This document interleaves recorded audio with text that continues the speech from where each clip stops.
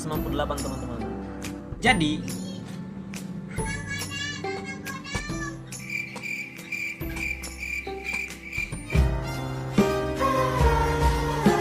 dialah yang memberikan tugas ini teman-teman. Apakah mereka tidak ingin mengambil rempah-rempah, melainkan merampok bank?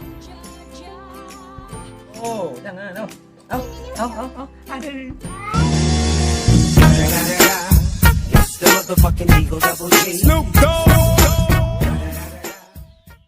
Teman-teman, welcome back my YouTube channel.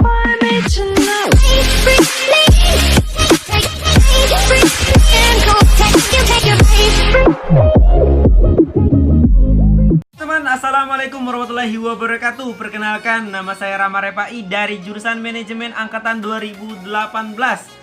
Biasanya saya sering dipanggil nama Fai. Enggak. Pai. PI.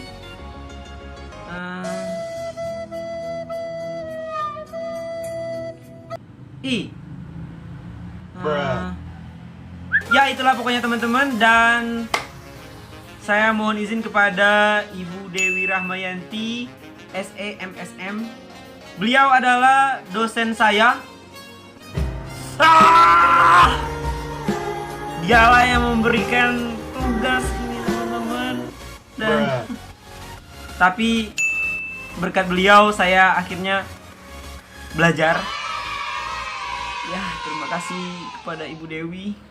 Oke teman-teman, jadi untuk video kali ini judulnya yaitu perbankan. Jadi yang akan kita bahas selama video ini berlangsung itu membahas semua tentang perbankan. Jadi yang pertama yang akan saya bahas yaitu perkembangan perbankan di Indonesia. Terus ada sistem perbankan di Indonesia. Terus yang ketiga yaitu lembaga apa saja yang ada di Indonesia untuk perbankan ya teman-teman. Terus yang keempat itu arsitekturnya, bagaimana arsitektur perbankan di Indonesia.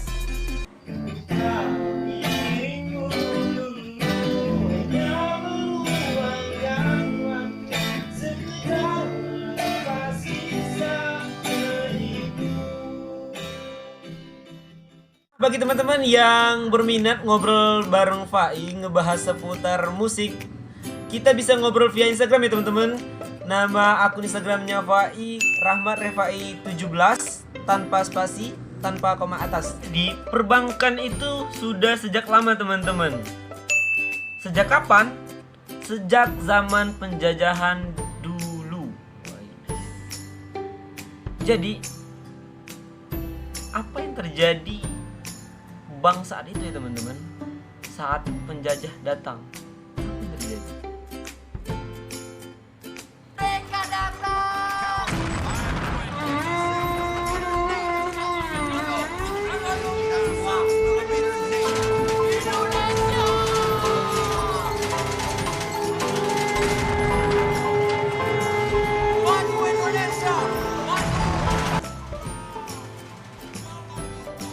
Apa ya tujuan penjajah zaman dahulu datang ke Indonesia? Apakah mereka tidak ingin mengambil rempah-rempah, melainkan merampok bank?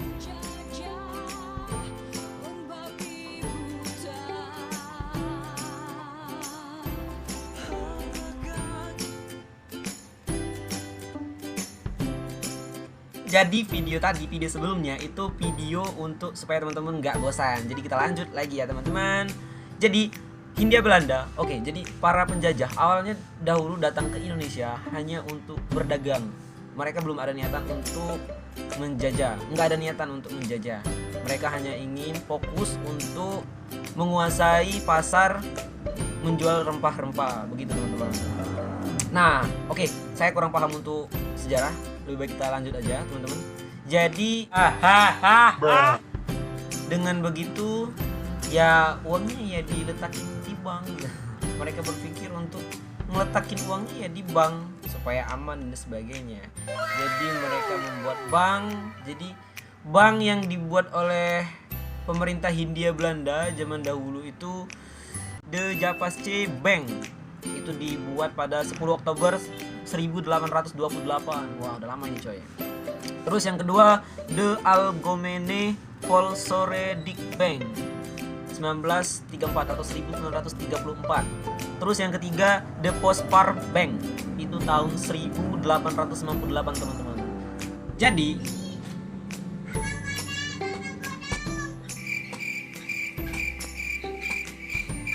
Jadi pada zaman dahulu itu bank-bank milik pemerintah Hindia Belanda tidak bisa digunakan oleh petani-petani kecil. Jadi banyak pemuda yang terdidik, mereka berpikir dan memiliki tujuan untuk membangun bank nasional. Bank nasionalnya antara lain ada Bank Nasional Indonesia, yang kedua ada Bank Nasional Advance Saudagar, terus yang ketiga ada Bank Bohemi. Pada zaman Belanda juga ada 3 bank yang didirikan waktu itu. Jadi yang pertama ada Nederland Handelsmaatschappij, yang kedua ada Nationale Handelsbank, yang ketiga ada The Eximto Bank. Nah, di waktu zaman Jepang juga memiliki 3 bank, yaitu yang pertama ada The Bank of Taiwan, yang kedua The Yokohama Species Bank, terus yang ketiga ada The Mitsui Bank. Selanjutnya yaitu ada bank milik Cina.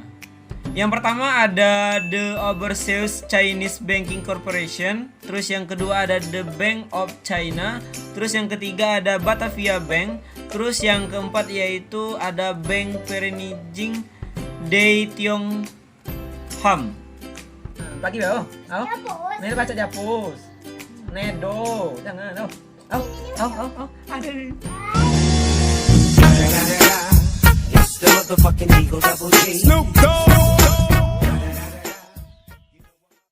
Teman-teman, kita lanjut lagi ke materi.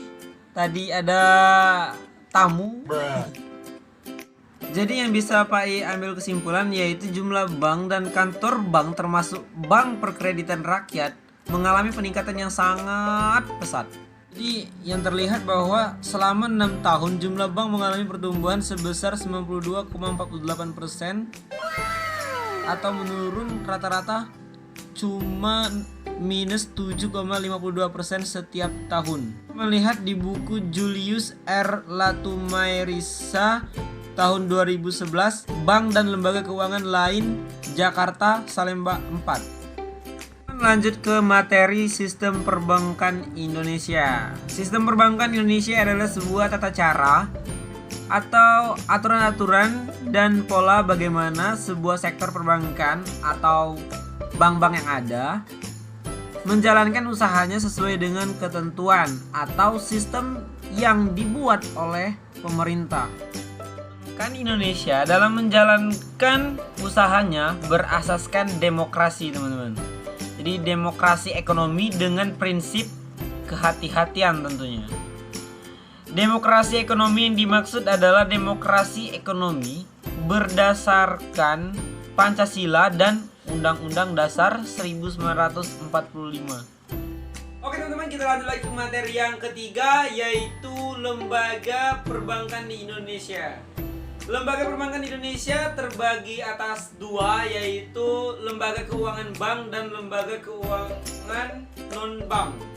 Nah, lembaga keuangan bank itu terdiri dari 3 sub, yaitu bank sentral, yang kedua bank umum, yang ketiga ada bank perkreditan rakyat atau yang biasa disebut dengan BPR.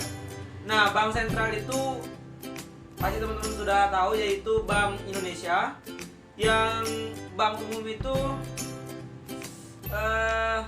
seperti Bank BRI, Bank BNI, dan bank lainnya. Terus yang Bank BPR atau Bank Perkreditan Rakyat itu seperti Bank Syariah, teman-teman. Kegiatan utama yang membedakan antara lembaga keuangan bank dan lembaga keuangan non-bank adalah dalam proses penghimpunan dana.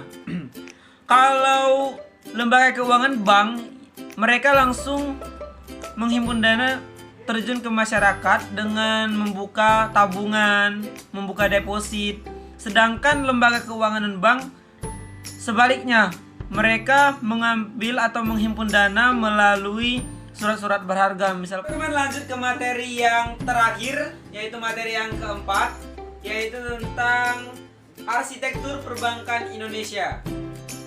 Pada awal Januari 2004, siaran pers Bank Indonesia secara resmi mengumumkan implementasi arsitektur perbankan Indonesia atau yang biasa disebut dengan API, di mana salah satu program API adalah mempersyaratkan modal minimum bagi bank umum termasuk BPD menjadi 100 miliar selambat-lambatnya pada tahun 2011. Selanjutnya yaitu program kegiatan API. Yang pertama ada program penguatan struktur perbankan nasional. Terus yang kedua program peningkatan kualitas pengaturan perbankan. Yang ketiga yaitu program peningkatan fungsi pengawasan. Yang keempat yaitu program peningkatan kualitas manajemen operasional perbankan.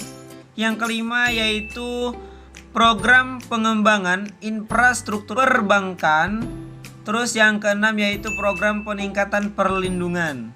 Teman-teman, cukup sampai sini videonya. Terima kasih buat teman-teman yang selalu support saya. Dan bagi teman-teman yang suka dengan video ini, silahkan klik like di bawah ini. Dan bagi teman-teman yang tidak suka video ini, silahkan klik dislike di bawah ini. Dan bagi teman-teman yang belum subscribe, silahkan subscribe channel saya, karena subscribe itu gratis guys.